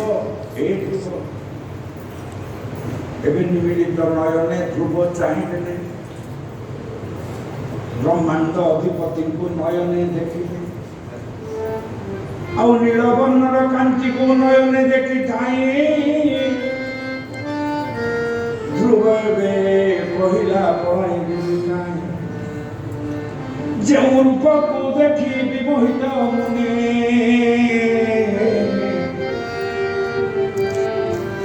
ଧ୍ରୁବ କାନ୍ଦିବ ପାରନ୍ତି କହିଲେ ଯୋଉ ରୂପକୁ ଦେଖି ମୁନିମାନେ କେତେ ସ୍ତବଗାନ କରିଛନ୍ତି ଯୋଉ ରୂପକୁ ଦର୍ଶନ କରି ତପସ୍ୱୀମାନେ କେତେ ତପସ୍ୟା କରିଛନ୍ତି ଯୋଉ ରୂପକୁ ଦର୍ଶନ କରି କବିମାନେ କେତେ ଛନ୍ଦ କବିତା ରଚନା କରିଛନ୍ତି ଯେଉଁ ରୂପକୁ ଦର୍ଶନ କରି ପଣ୍ଡିତମାନେ କେତେ ଶ୍ଲୋକ ରଚନା କରିଛନ୍ତି ମୁଁ ନୟନେ ଦେଖୁଛି ଶ୍ରୀମୁଖ ମୁଁ ଆଖିରେ ଦେଖୁଛି କିନ୍ତୁ ଧିକ ମୋର କପାଳ ମୁଁ ପାଟି ଫିଟୁନି ମୁଁ ଦୀପଦ କହିପାରୁନି ମୁଁ ମହାମୂର୍ଖ ମୁଁ ଟିକେ ସ୍ତବ ମଧ୍ୟ ଗାଇପାରୁନାହିଁ କାହିଁକି ମୁଁ ଜନ୍ମ ହେଲି ସଂସାରରେ ଅନ୍ତର୍ଯାମୀ ନାଥ ଏବେ ଜାଣିଲେ ତୁରିତ ଏ କମ୍ପିତ ହେଲା ଯେବେ ଶଙ୍ଖ ଧୃତ ହସ୍ତ ଯୋଉ ହାତରେ ଶଙ୍ଖ ଥିଲା ସେ ହାତଟା କମ୍ପିତ ହେଲା ସ୍ୱର୍ଗେ ସମସ୍ତେ ଦେବଗଣ ଥିଲେ ସ୍ୱର୍ଗେ ହରିବୋଲ ହୁଳହୁଳି ନାଦ ଦେଲେ ଆକାଶକୁ ବୃଷ୍ଟି ହୋଇଲା ଘନ ଘନ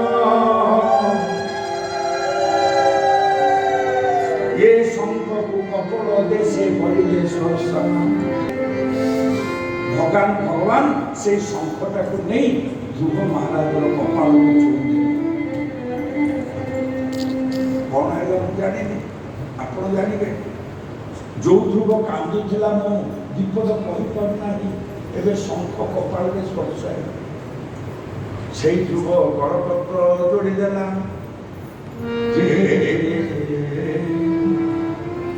ଅନ୍ତ ପ୍ରବିଶ୍ୟ ମମ ବାଚମିମାଂ ପ୍ରସୁପ୍ତାଂ ସଞ୍ଜୀବୟତ୍ୟକ୍ଷିଣ ଶକ୍ତିଧରା ସଦାମ୍ନା ଅନ୍ୟାଞ୍ଚ ହସ୍ତଚରଣଂ ଶ୍ରବଣଂ ତ୍ୱଗାଦି ପ୍ରାଣଂ ନମୋ ଭଗବତୁ te ପୁରୁଷାୟ ତୁଭ୍ୟଂ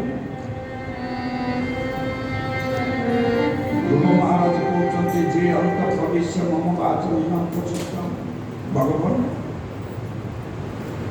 ମୋ ପାଟି ଫିଟେଇ ଦେଲ କିଏ ମୋ ପାଟି ଫିଟୁ ନଥିଲା ଯେ ଅନ୍ତ ପ୍ରବିଶ୍ୟ ମୋ ଭିତରକୁ ପ୍ରବେଶ କରି ମୋର ପାଟି ଖୋଲିଦେଲ ଯେ ଅନ୍ତ ପ୍ରବିଶ୍ୟ ମମ ବାଚମିମାଂ ପ୍ରସୁପ୍ତାଂ ସଞ୍ଜୀବୟତ୍ୟକ୍ଷିଣ ଶକ୍ତିଧର ସୁଦାମ୍ନା ଅନ୍ୟାଞ୍ଚ ହସ୍ତଚରଣଂ ଶ୍ରବଣଂ ତ୍ୱଗାଦି ପ୍ରାଣଂ ନମୋ ଭଗବତେ ପୁରୁଷାୟ ତୁଭ୍ୟଂ हे भगवान ମୁଁ ନମସ୍କାର କରୁଛି ମୋର ବୁଝିଥିବା ବନ୍ଦ ଥିବା ପାଟିକୁ ଫିଟେଇଦେଲ ହସ୍ତକୁ ଚଳେଇଦେଲ ପଦକୁ ଚଳେଇଦେଲ ମୋତେ ଶୋଇଥିବା ଲୋକକୁ ଉତ୍ତିଷ୍ଠତେ ଜାଗ୍ରତ ପ୍ରାପ୍ତ ବରା ନିବୋଧତେ କ୍ଷୀର ଧାରା ନିଶିତ ଦୂରତ୍ୱ ଦୁର୍ଗମ ପଥସ୍ଥରେ କବଳ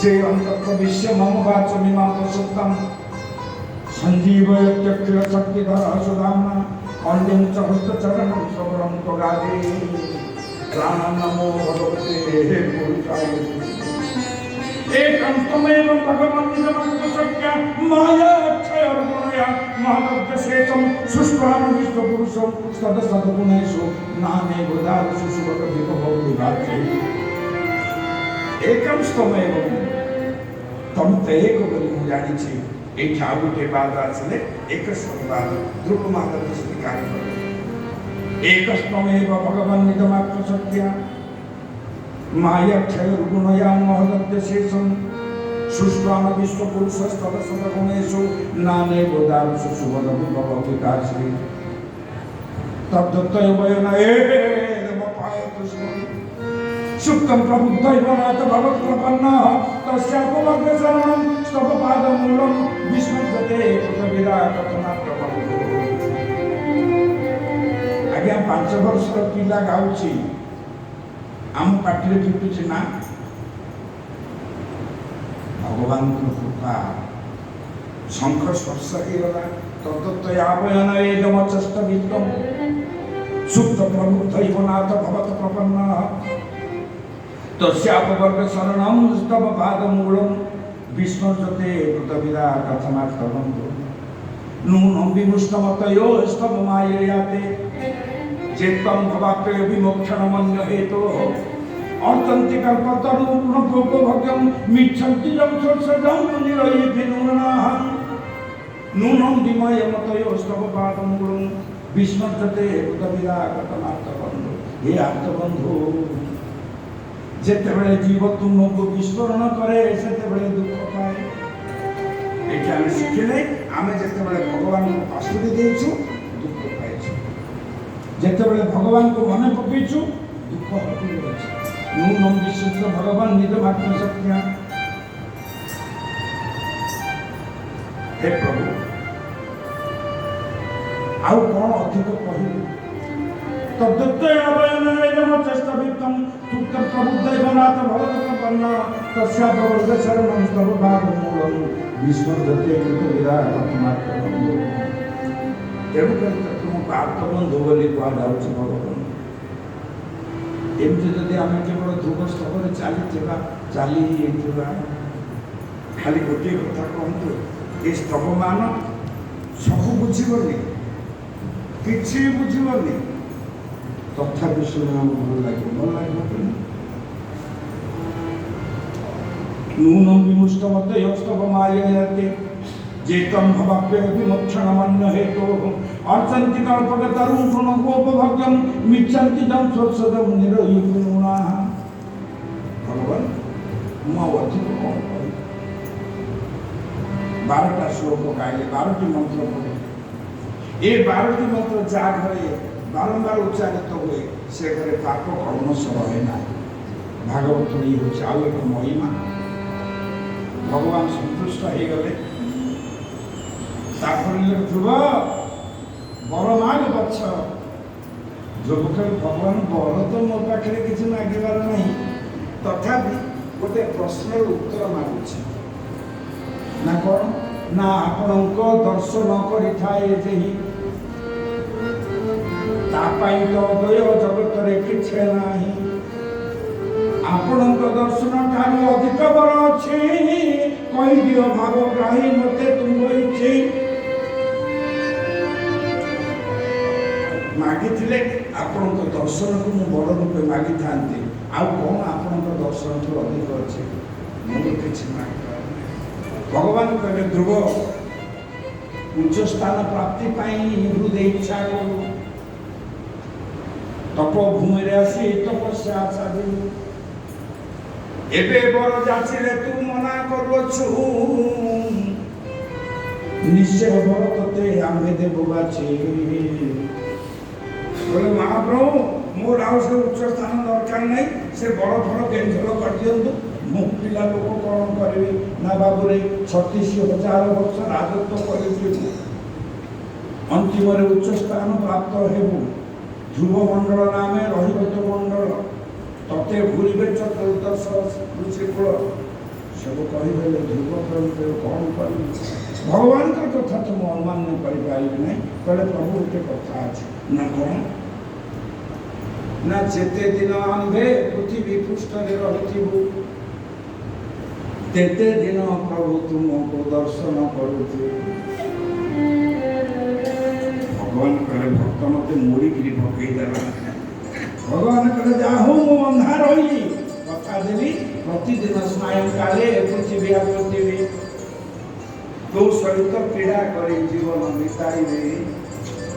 ଧ୍ରୁବ ଯେତେ ଦିନ ଥିଲେ ପ୍ରତିଦିନ ସ୍ନାୟୁ କାଳରେ ଆସୁଥିଲେ, ନୌକା ଖେଳ, ଗୁଲି ଖେଳ, ବିଭିନ୍ନ କ୍ରୀଡ଼ା କୌଶଳ କରୁଥିଲେ।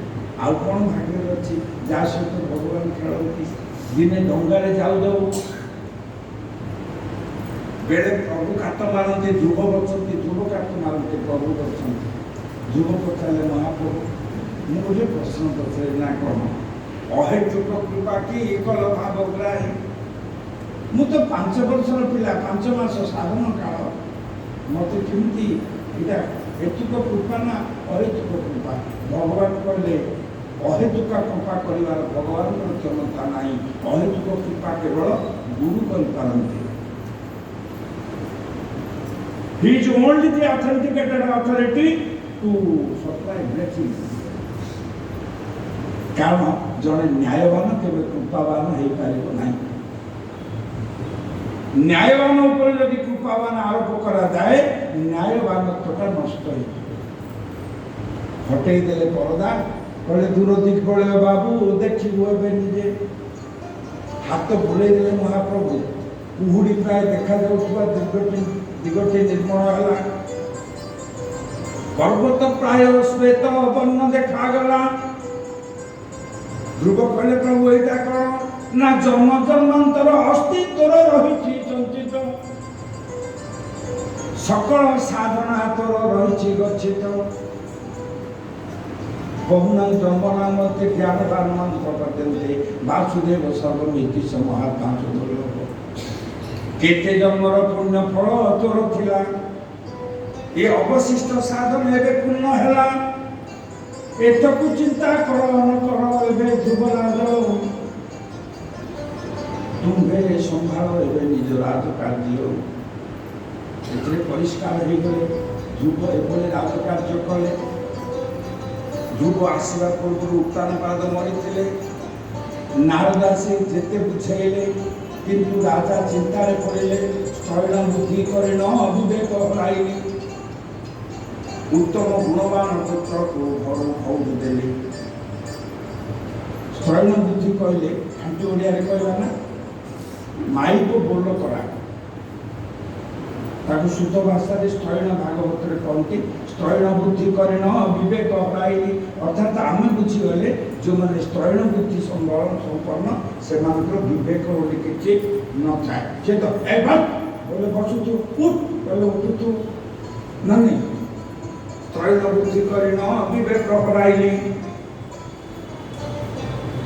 ଉତ୍ତମ ଗୁଣବାନ ପୁତ୍ରକୁ ଘରୁ ଘଉଡ଼ି ଦେଲି। ଚିନ୍ତା କରି ରାଜା ଅନ୍ତିମ ଚଳିଗଲେ। ଉତ୍ତମକୁ ରାଜପଦରେ ବସାଇଲେ। ଯୁଗ ଆସିଲେ ଉତ୍ତମ ଧ୍ରୁବକୁ ରାଜରେ ବସାଇଲା। ଯକ୍ଷମାନଙ୍କ ସହ ଯୁଦ୍ଧ କରି ମଲା। ଉତ୍ତମ ଯକ୍ଷମାନଙ୍କ ସହିତ ଯୁଦ୍ଧ କରି ମରିଗଲେ। ଇଏ ଧ୍ରୁବ ରାଜା ରାଜତ୍ୱ କଲେ 36,000 ବର୍ଷ। ସମୟରେ କାଳ କହିଲେ, ଆପଣ ଦୟାକରି ମୋ ପିଠି ଉପରେ ଗୋଡ଼ ଦେଇପାରିବେ ନା? କାହିଁକି ନା ମୁଁ ସ୍ପର୍ଶ ନ କଲେ ଏପାରିର ମଣିଷ ସେପାରି ଯାଆନ୍ତି ନାହିଁ। ଇଏ ଜ୍ୟୋତିର୍ମୟ ରଥ ଯେବେ ନିମ୍ନକୁ ଆସିବ, ଜାନୁପତି ପଡ଼ିଥିବା ଆମକୁ ଦେଖିବ। ପୃଷ୍ଠଦେଶେ ପଦ ଦେଇ ଉର୍ଦ୍ଧ୍ୱକୁ ଉଠିଯିବ। ଆମ୍ଭର ଜୀବନ ସୌଭାଗ୍ୟ ବାର୍ତ୍ତାକୁ ଆଣିଦେବୁ। କାଳ ସହିତ ଏଭଳି କଥାବାର୍ତ୍ତା ହେଲେ। ଉତ୍କଳକୁ ରାଜପଦ ଦେଇ ଧ୍ରୁବ ଚଳିଗଲେ। ଧ୍ରୁବ ମଣ୍ଡଳରେ ଅଦ୍ୟାପି ଅବସ୍ଥାନ କଲେ। ବଳ ଆମେ ଦେଖିବାର